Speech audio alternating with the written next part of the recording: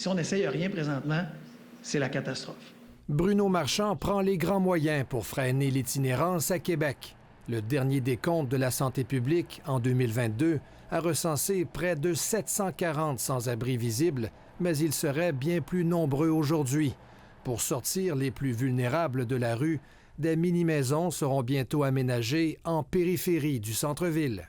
Tous les endroits dans le monde où on laisse aller les choses, puis on l'a vu ici, là, on pourrait dire qu'au Québec, on a laissé aller sans nécessairement de mauvaise foi. Ça ne fait qu'empirer.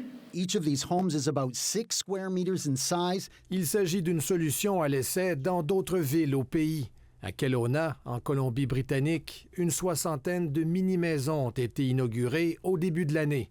Les unités sont climatisées et chauffées et comprennent un lit ainsi qu'un bureau.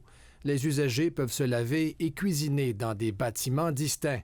À Québec, une dizaine d'unités seront installées sur un même site en guise de projet pilote d'ici l'hiver. Dans la communauté, les gens sont préoccupés, puis je pense que ça va être vu d'un bon œil qu'on s'en occupe. La Ville de Québec s'engage à fournir un terrain sans frais et à assumer la connexion aux infrastructures d'aqueduc et d'égouts.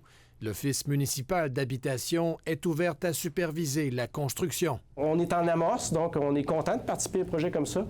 Et c'est une belle initiative de la Ville de Québec. Des discussions sont en cours avec le CIUS de la capitale nationale afin d'assurer l'encadrement des usagers par des intervenants qualifiés.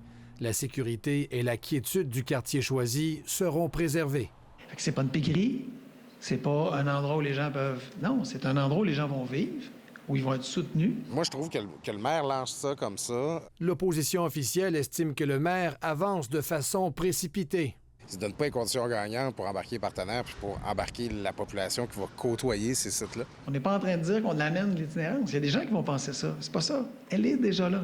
La Ville s'engage à consulter la population, mais précise qu'un tel projet ne pourra jamais faire l'unanimité. Ici Olivier Lemieux, Radio-Canada, Québec.